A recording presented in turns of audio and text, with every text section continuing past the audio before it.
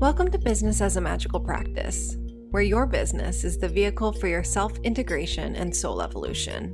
My name is Sam Garcia, and I'm the founder of Dirty Alchemy Digital Marketing. And I'll be guiding you through how you can use your business as a spiritual practice and what magical businesses are doing to hit their goals and change the world. Together, we'll be relating the mystical to the world of business so that our work can unite spirit and matter, shadow and light, conscious and unconscious. Let's dive in. Hey everyone, today we are talking about your body and your business. I am really excited to welcome to Business as a Magical Practice, Caroline Knight. Hi, Caroline.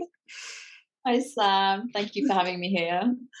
And for those who do not know her, Caroline is a body love coach, naked yoga teacher, and makes organic cacao in the Peruvian Amazon and holds cacao ceremonies every lunation.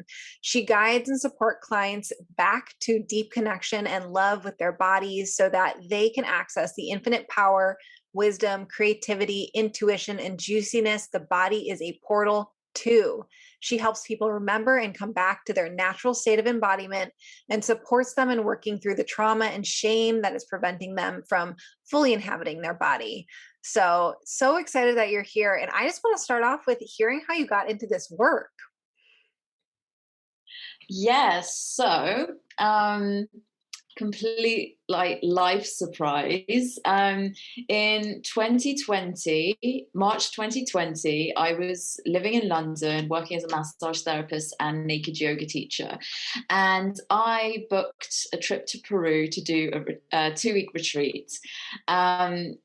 Halfway through the retreat, Peru announces that they are going into a very intense lockdown. So the retreat was cancelled, but also the Peruvian borders were shut. So we were kind of stuck in Peru. Anyway, long story short, I decided to stay in Peru. I fall in love with a lovely Peruvian man. And so during my time in Peru, that's when I connected with cacao. It was just a beautiful synchronicity that I formed this connection, and then I met my boyfriend and he was like, I own a cacao farm.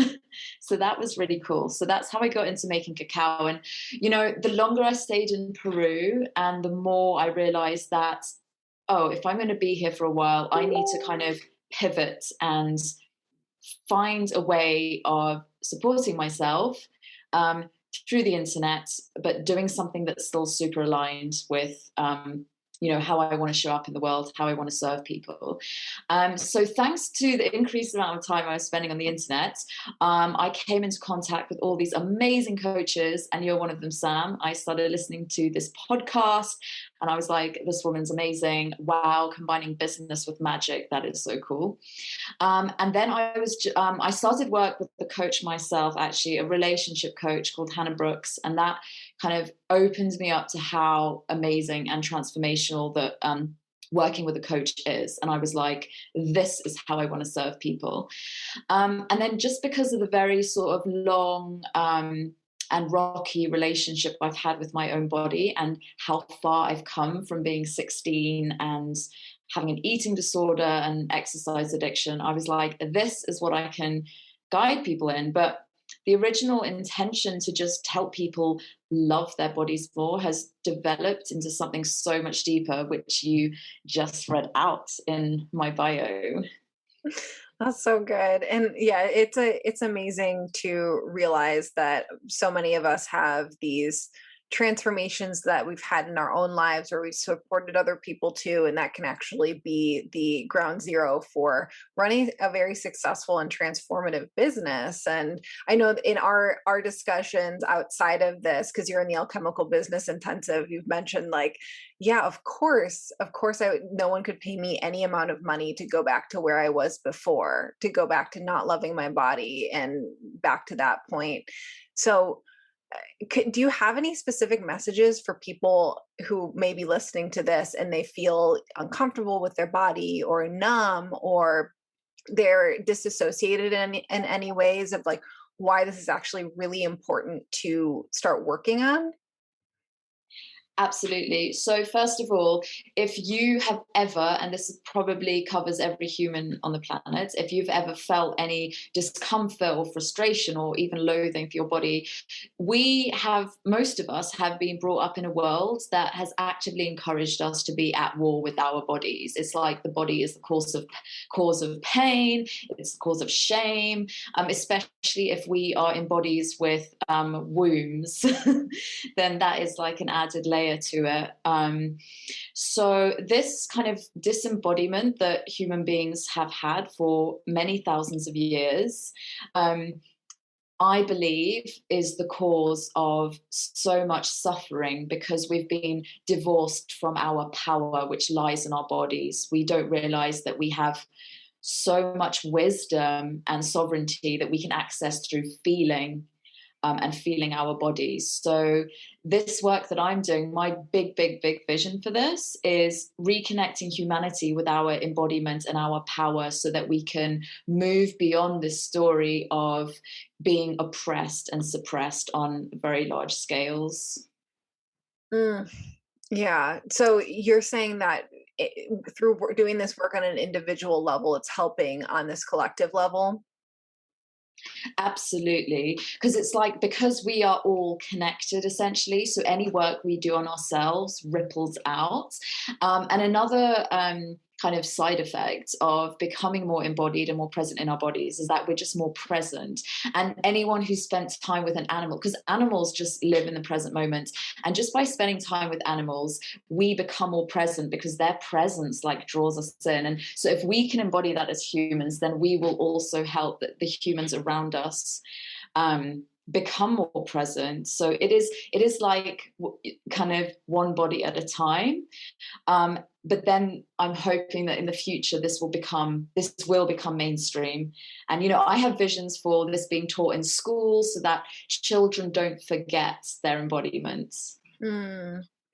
So how is embodiment and body love a superpower? A superpower.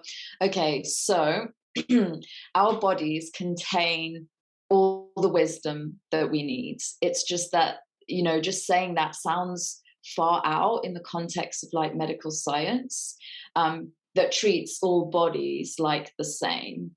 And it's really kind of got us thinking that a source outside of ourselves, like doctors and every scientist, know better than us. And in the context of humans being disembodied, then yes, maybe that is true. But when we come back to feeling our bodies, we start communicating again with our bodies, and the body relays us everything that we need to know, not just for our physical health, but like connecting to our soul as well. So if we have that connection, for me, that is like pure sovereignty, because we can start making decisions based on what is true for us and not relying on things and people outside of ourselves. Mm.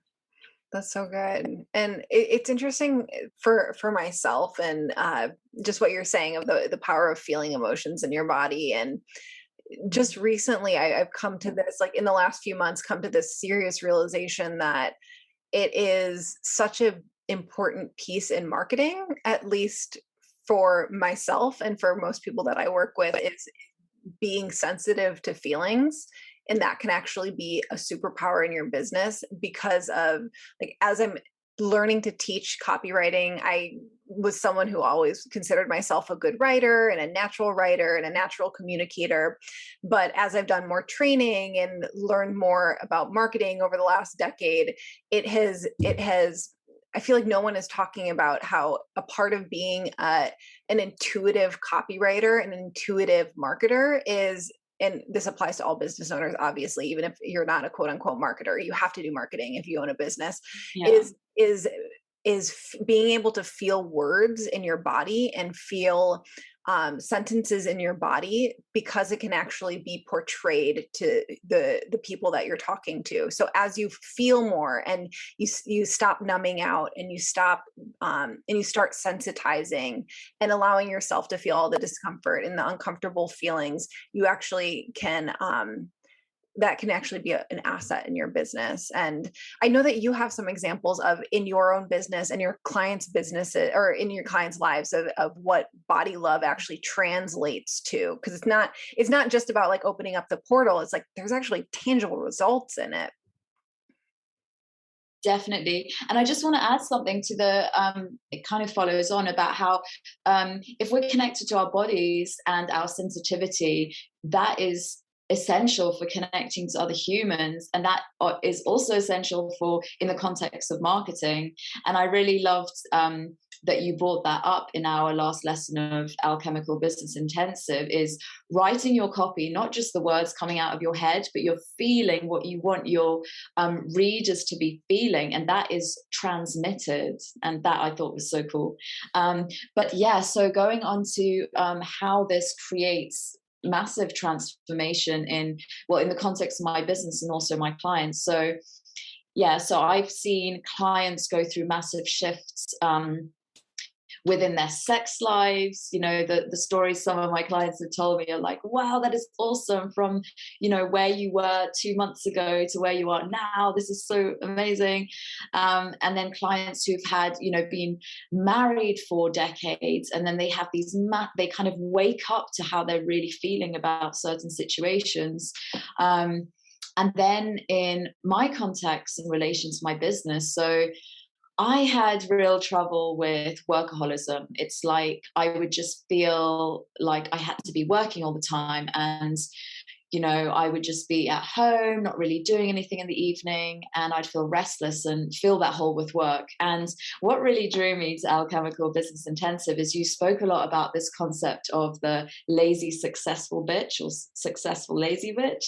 And I was like, that sounds amazing. How do I do that? And I am so happy to say that ABI isn't even done. And it was a few weeks ago, and I was just sort of thinking about things, or maybe thinking is the wrong word. I was kind of just feeling and allowing like emotions and things to pass through me. And I was like, oh my God, I'm not a workaholic anymore. Like, even when I have spare time, I don't have that desire just to work for work's sake. I'm like, what would I rather do from a place of pleasure? Why don't I just use this time to rest? Because I know that rest is actually really generative, and almost as well, I think almost, or maybe even more essential than doing the actual work. And now I'm working from a place of like focus and inspiration, knowing that the work I do is so much more impactful. Yeah, that's such a powerful realization when we identify what's actually important in our business, and we're like, okay, the rest of the stuff can go. If I don't have people to delegate it to, like, what's the point of actually doing it? And how much permission that gives you. So I mean, Yeah. that paired with your actual embodiment practices really sped up that process for you.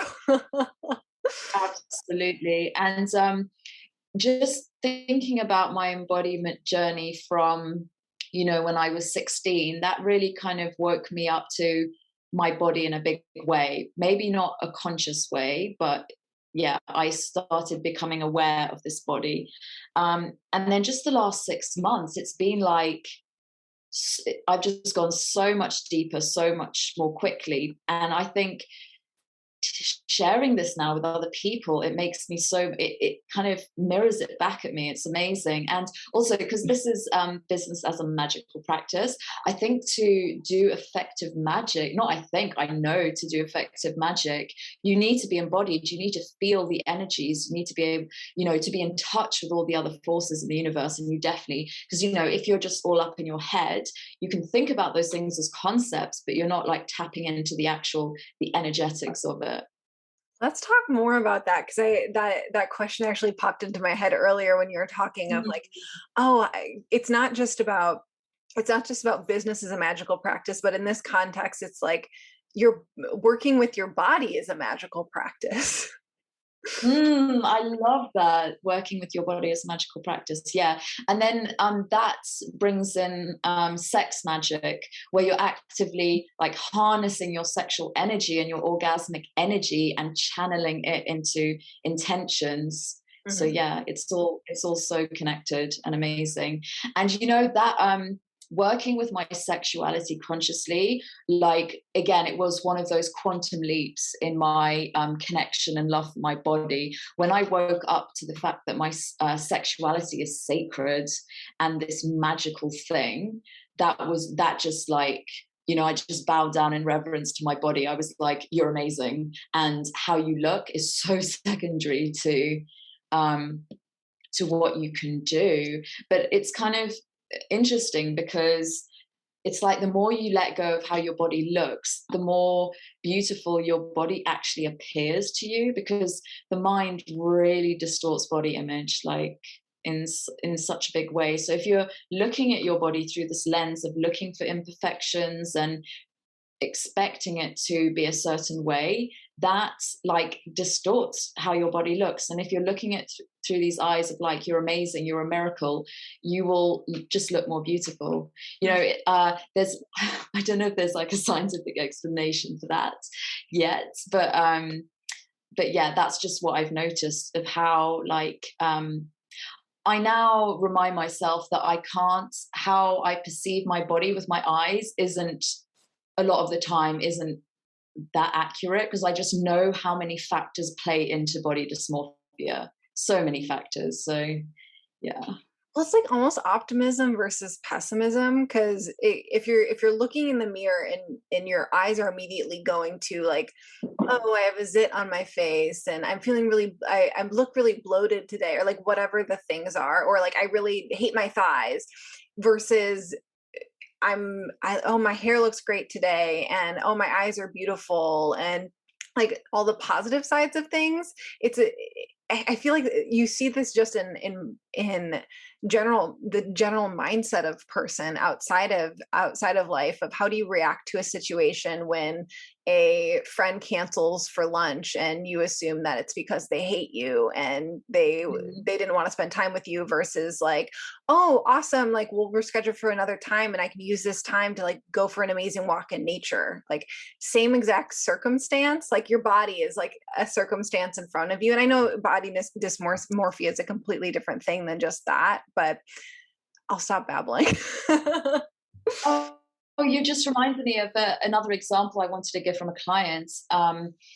And they told me like, you know, from doing the practices that I'd given her, and then she's like, honestly, I looked in the, she had covered the mirrors in her house because she didn't want to look at herself in the mirror, Oh, and she wow. managed to uncover them. And not only that, she looks at her body in the mirror and she said to me, I actually look leaner, but I know that isn't actually possible because I haven't changed my exercise routine. I ate donuts today. But just from her, you know, working at this from the inside out, doing the embodiment, ripples out, and she was able to see herself as leaner, you know, through this lens of like, you are beautiful, you're amazing, thank you.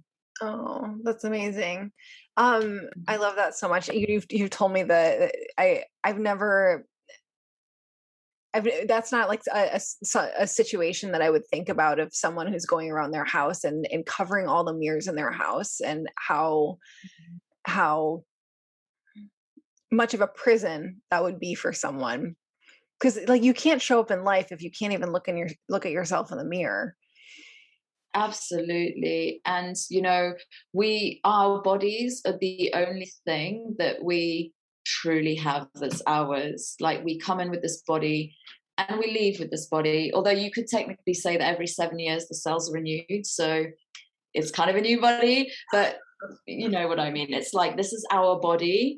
And an analogy that I also came up with, I'm not into cars at all. It was just a tidy analogy. So, like having a body and not inhabiting it and loving it and enjoying it is like having your favorite sports car or motorbike or whatever you will sitting there in your driveway, and you can look at it and be like, oh, that's nice, but you don't know how to drive, and you can't go in it and drive like that. Except I think it's more of a tragedy if people aren't fully inhabiting their bodies and aren't connected to like how pleasurable it can be to be in a body. Like definitely it can be painful as well, but a really amazing, I think it's Gabor Mate, and it was also mentioned in a book called The Presence Process. It's not about getting feeling better. So like, just, it's not about just feeling good in the body all the time. It's about getting better at feeling. So getting better at, like, yeah, inhabiting our bodies and experiencing all the sensations, and seeing sensations as just like invitations to come back into the present moment, whether they're like super pleasurable or like really uncomfortable. Mhm. Well, I'm wondering because just the term body love, I'm sure can elicit different automatic responses in people's body. Like, okay, body love can be a movement where every different size and shape of body is loved in society, or body love is having a very specific health regimen and eating very specific things because that is the healthy thing to do for a body. Where it sounds like in your definition or the way that you use it and interact with body love, it is full presence within your body and being able to activate it and use it at its fullest potential. Yes, that's a really beautiful way. And I've just thought of another way to describe it. So, you know, like the body positivity movement is super important, Mhm. but I've realized that you can be like so body positive and think you really love your body. Like, I love the way it looks, I accept it exactly how it is, but you could still be disembodied. You could still Yeah. be not actually feeling your body, inhabiting your body, using it to its full potential. So that's kind of like the sort of surface level fling relationship where you're not really getting that intimate with someone. Maybe you're just having sex with them, going on a few dates, to this like full on committed, conscious relationship where you're prepared to get really intimate with someone, get to know their shadow, and, you know, make that promise to be sovereign with each other. So yeah, that's the kind of like Yeah. service level body positivity. But it's so important, body positivity, like it's the kind of seed in someone's mind that will take them down this path. Well, it's affecting on a societal level, right? So that the hope is future generations won't have like this societal pressure to look a certain way, and these beliefs seeping into you that if you are look this way or shaped this way, then you um, aren't good or okay or normal. Hmm. But then Yeah. I love to, because I'm assuming that a part of what you do and a part of a lot of the issues that come into your coaching practice is around diet culture and people who are obsessed with losing a certain amount of weight, or they've been on a roller coaster of losing and gaining weight, or they're like obsessed with the last 10 pounds. Am I assuming right? Yeah, pretty much everyone I've coached has got some kind of history involved in trying to control their body. So for some, it's like obsessive exercise. For others, it's, you know, that maybe they've been overweight or still are overweight, and they've just like, you know, gone through the whole self-punitive thing. And yeah, again, going through this diet culture. And a lot of them just are already seeing through it. They're like, this is bullshit. Um, so it's really helpful for them as well to hear those doubts about diet culture confirmed and kind of like validated, and like, no, no, no, you are on the right path. This is not the way. You know, I'm not like completely throwing out the whole diet and health industry, but the fact that it is a business kind of implies that, you know, if everyone reached their full embodiment goals and were in such harmony with their body and their diets, and they didn't even need to follow a diet, well, yeah, that would be really bad for their business model. So, yeah. Yeah. Um, I mean, I so in my background, there was a good, I don't know, 5 to 10 years where I was just so obsessed with what I was eating, so obsessed with how I looked and weighed, and it's all consuming when you're at that point. So you can't actually like be of the highest service to the world if that is Mm. your number one obsession, right? Absolutely, because it is all consuming, and I've been there as well. My every waking hour was thinking about, am I burning enough calories, and am I um, eating little enough? Yeah. And I couldn't even sit down in the day. I was like, no, if I sit, I'm not burning. So I'd always be finding something to do on top of all the exercise. And there was like this kind of like dopamine rush as I looked at my body and saw more and more bones sticking out, and oh yes, the scale's gone down more this week. um yeah, it complete obsession and possession, um, almost. But I also now see that time as a blessing, because it took me to the extreme. I was like, right, that is the opposite of embodiment. And then I kind of went to the other end of the spectrum of, being the largest I've been in my life, and realizing, hang on a second, my weight bears absolutely no relation to my happiness. And Yeah. that was another like key moment for me. Yeah.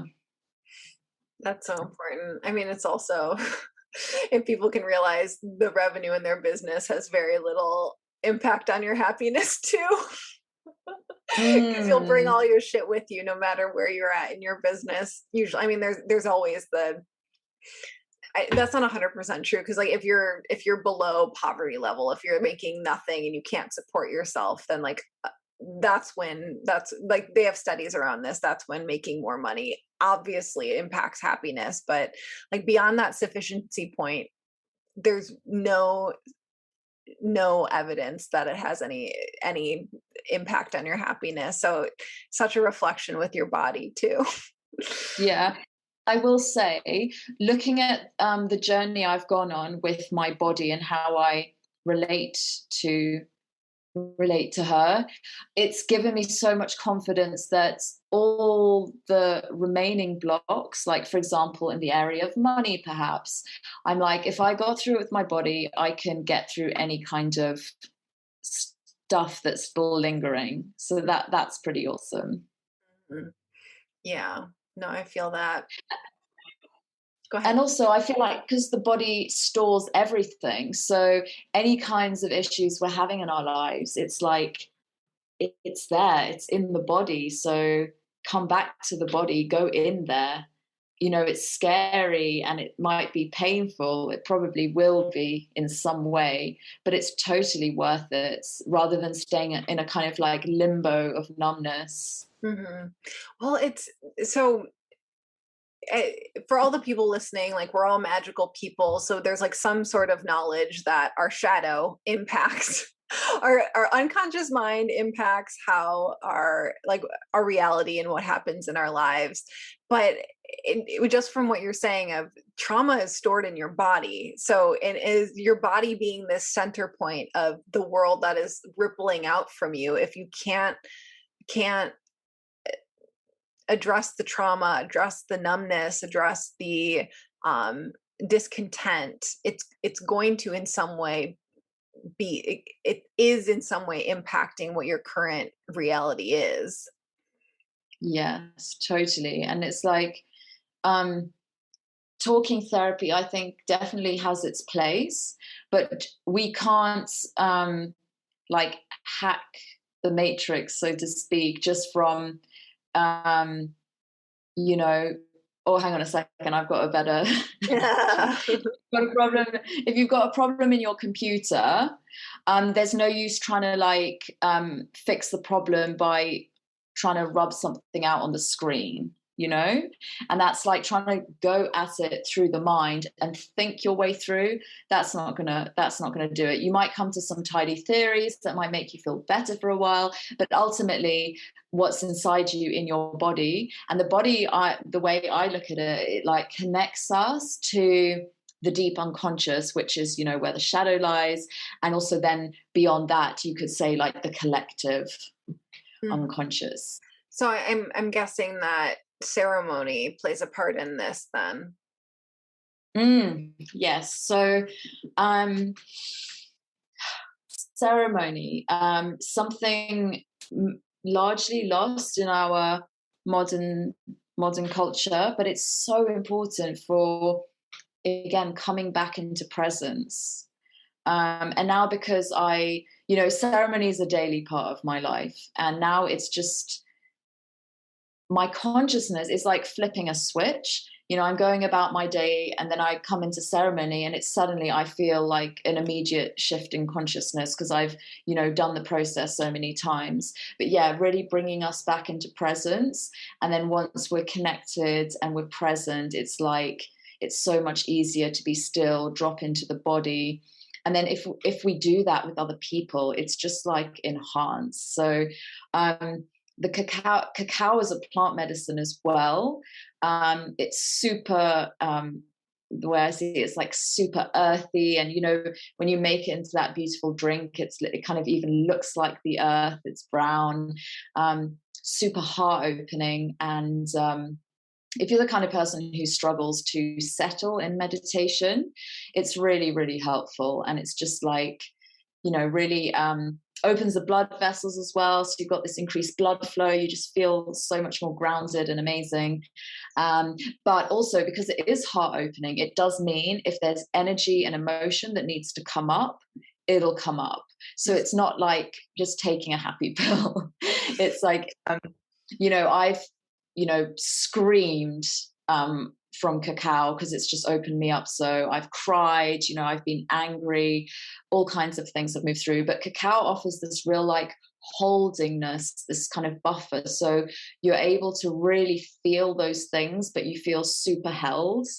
So I like so the cacao ceremonies that I lead, it's not just about, the kind of, what's that? The whistles and bells, is that a phrase? Not just about like the lovely aesthetics of ceremony. It's about encouraging people to drop deeply into their bodies as well. How would you define ceremony, like in a more general way? Just if you can, I'm curious. I love that. Okay, so ceremony. What's coming up is it's a conscious ritual. So it's like marking a piece of space and time, putting a container around that as a way of holding something. So if it's a specific ritual, or for example, I held my family in a cacao ceremony last week, and it was to remember,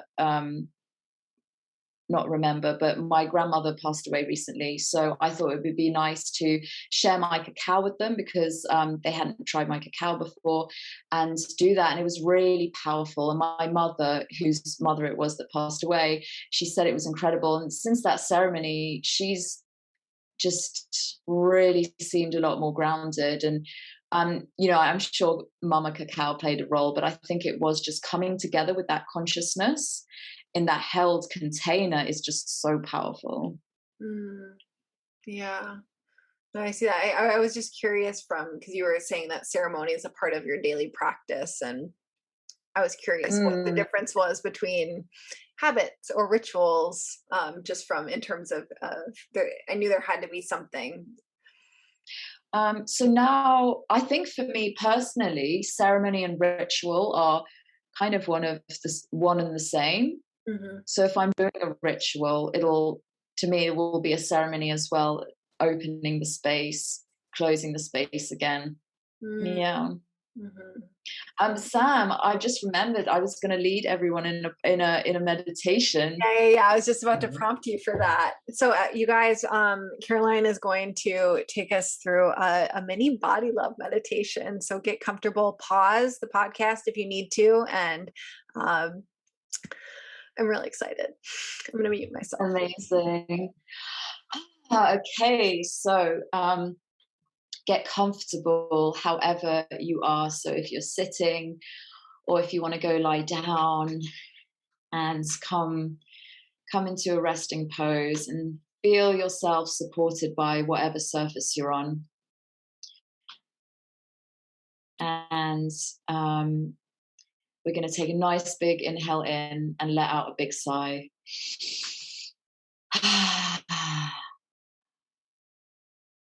And then bring your attention to your natural breath, exactly how it's showing up right now.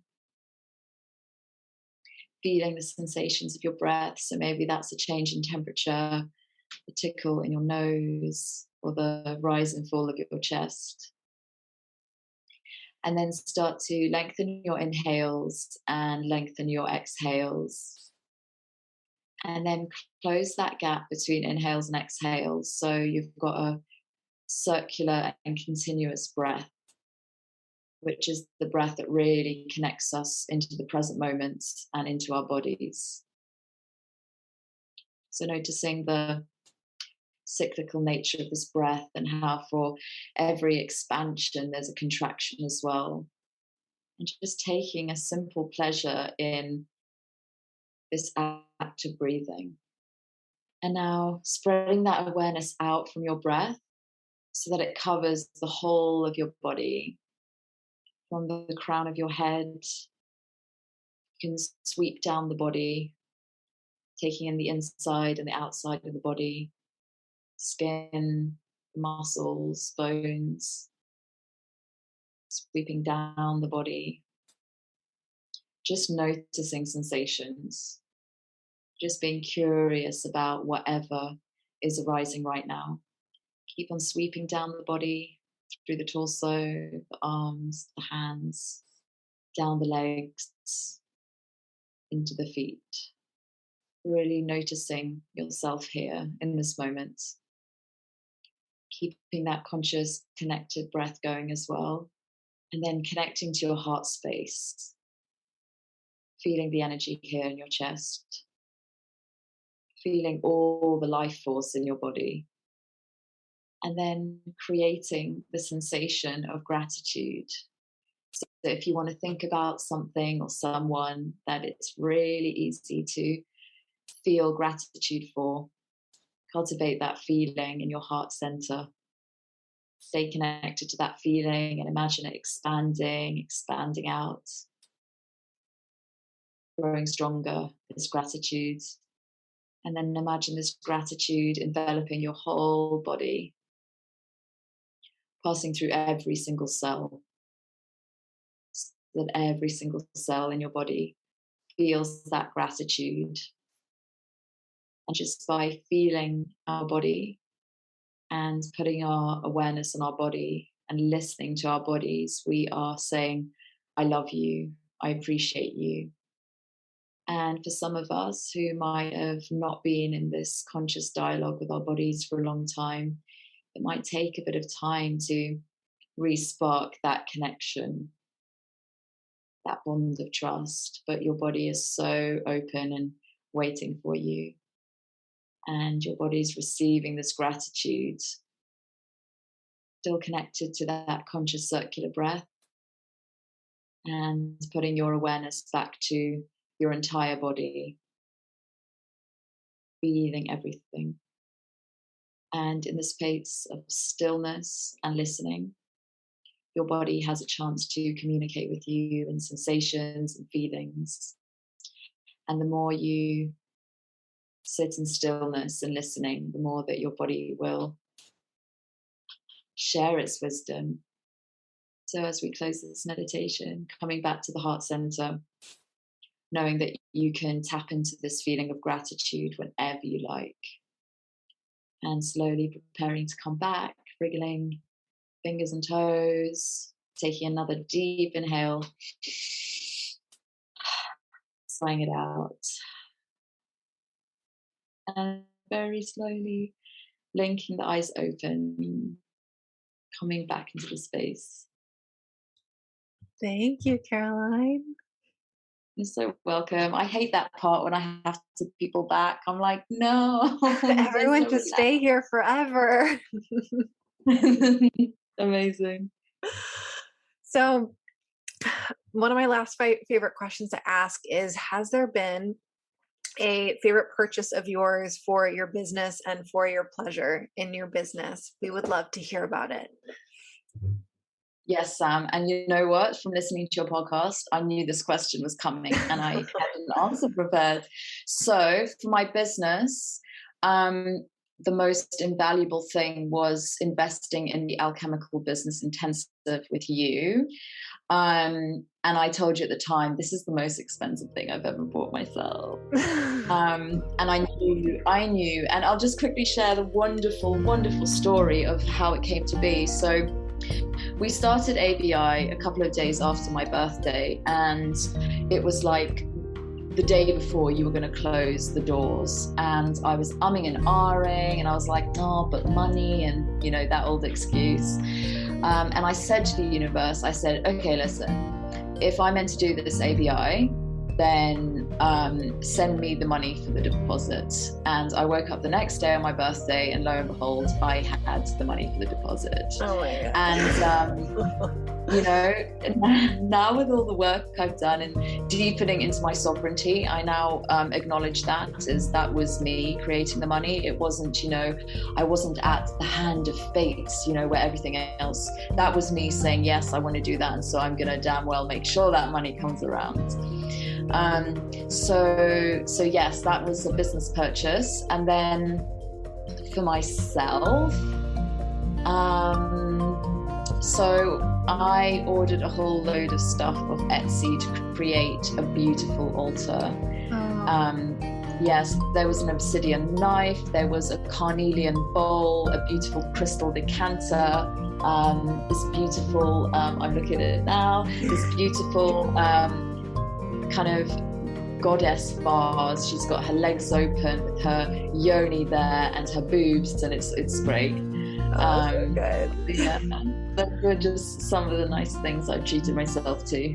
Oh, those are awesome. You'll have to send me a picture. I want to see them. I want to see all the things. I will send it to you.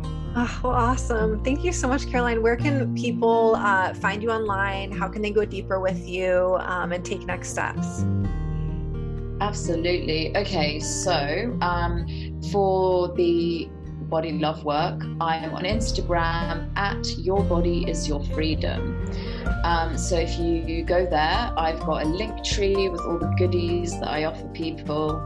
And then also the cacao side of things at Jungle Cacao Peru on Instagram. And again, there's a link tree that can take you to the website if you want to sign up for a cacao ceremony, buy cacao, all the things. But yeah, those are the two touch points for now. Awesome. Okay, everyone, go check out Caroline on the internet, and you all have a lovely week.